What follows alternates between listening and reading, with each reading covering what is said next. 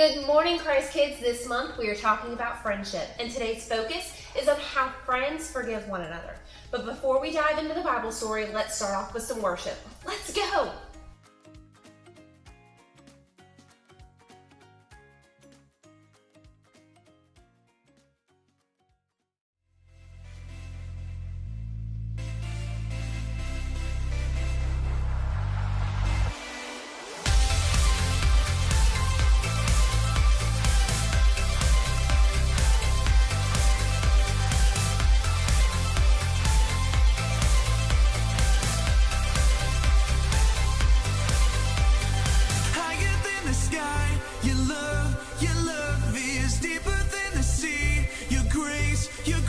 Is washing over me and calling me your own, your own.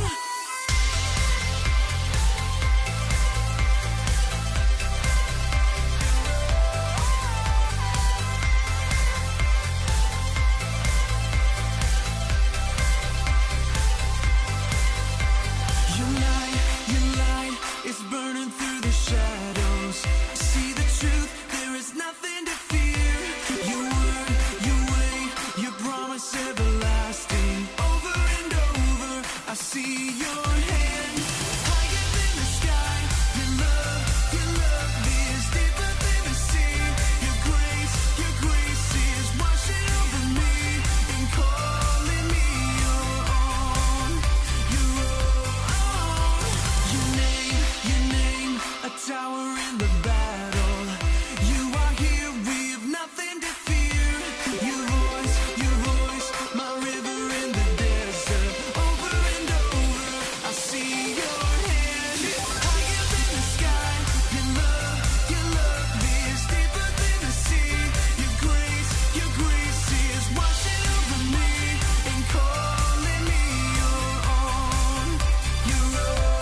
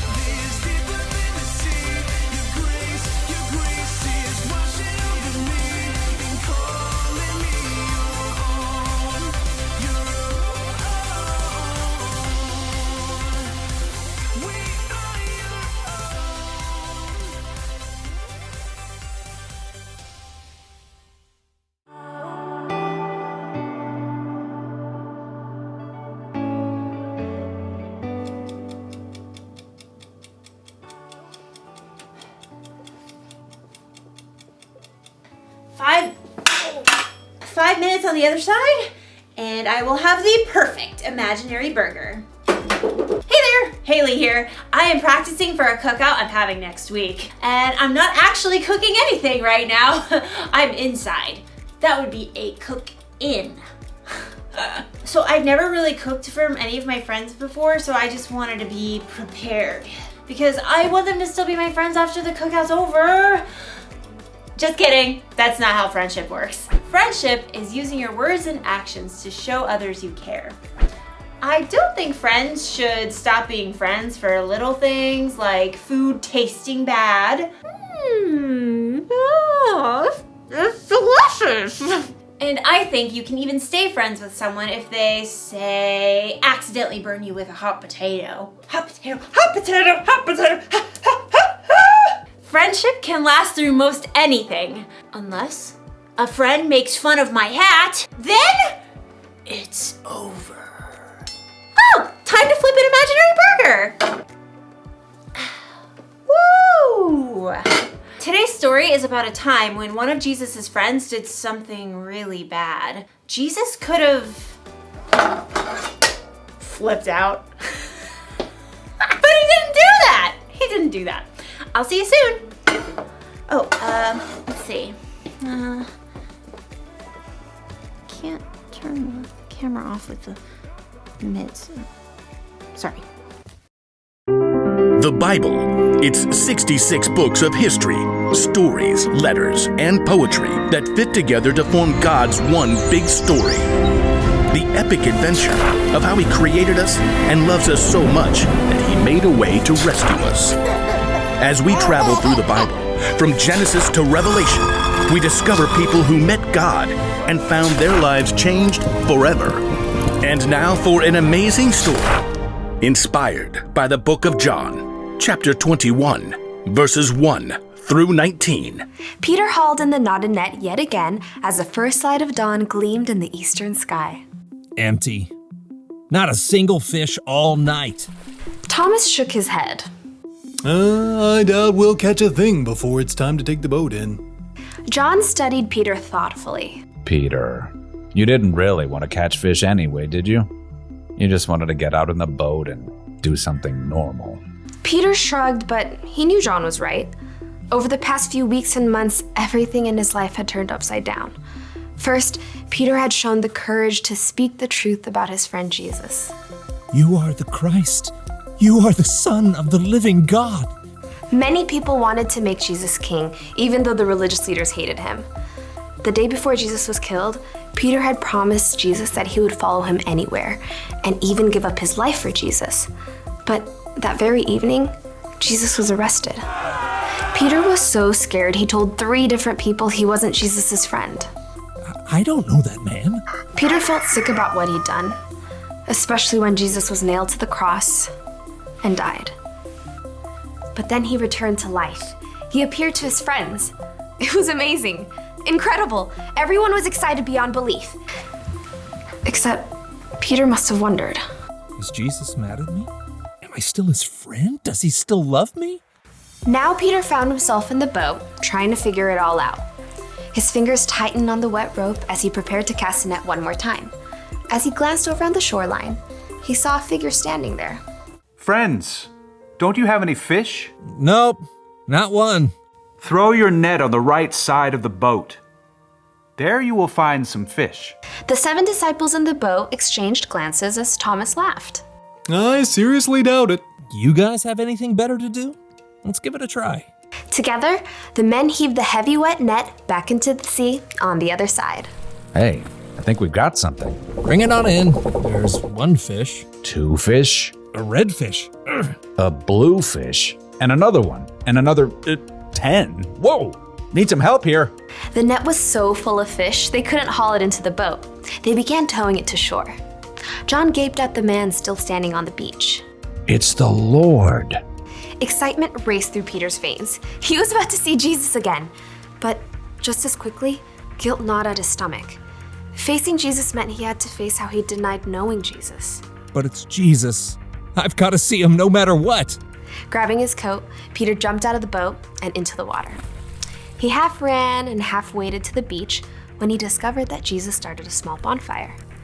Fish and bread were already toasting over the flames. He's God's son and he's making breakfast for us. Jesus smiled at Peter. Bring some of the fish you have just caught. Yes, Lord. Peter ran back to the lapping water to help his friends haul their fish to shore. 153. You counted? Don't doubt it. Jesus gestured to the disciples to join him around the fire. Come and have breakfast. As the disciples gathered, Jesus offered them bread to eat. John whispered to Peter. This is what he did when we last ate together at the Passover meal. When breakfast finished, the disciples rose to take care of their fish. Peter found himself walking beside Jesus. There were so many things he wanted to say, but he couldn't find the words. Simon Peter, do you really love me more than these others do? Peter swallowed hard. Surely Jesus knew what he felt.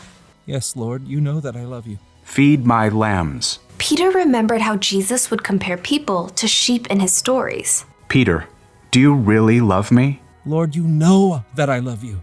Take care of my sheep. Sheep? People. Peter waited in his mind. Jesus must be telling Peter to take care of the people who had followed him. Peter, do you love me? Lord, you know all things. You know that I love you. Feed my sheep. Just as Peter denied knowing Jesus 3 times, he now confirmed 3 times that he loved Jesus. What's more, Jesus wanted Peter to go out and share that love with others. He's forgiven me, even after what I did. Peter, things are going to get even more difficult for you. You are going to be led places you do not want to go. Peter slowly nodded his head. He was willing to do anything Jesus asked of him. Follow me. Yes, Lord, I will.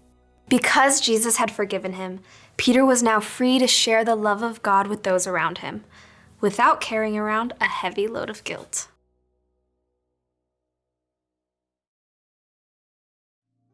Okay, so picture this. You have a best friend. You do everything together. You eat together. You play games together. You tell each other everything. And then, when your life gets really hard and you need your friend there the most, your friend pretends she doesn't even know you. That's not cool, friend. Wouldn't that make you so mad?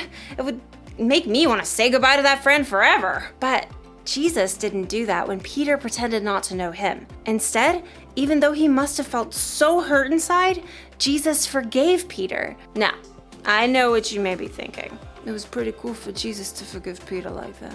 It was. But guess what? Jesus forgives you and me like that too. Anytime we mess up, we break a rule, or we do something we know is wrong, Jesus forgives us. That's because he loves us so much, and because our relationship is more important to him than our mess-ups. That's why the one thing to remember today is this. Friends, forgive one another. Jesus forgives us, so we should forgive others. Our friendships should be more important than our mess-ups. I'm not saying it's easy to forgive. It's not. You're going to need God's help, but get this. When you choose to forgive, it can help you feel better inside. It can help your friend feel better inside, and it'll make your cookouts way more enjoyable. Speaking of, this imaginary corn is almost done roasting. Oh, look at that. Oh, what? Oh, this is gonna taste so good when they're real. Goodbye, everybody. Oh, again with the mitts.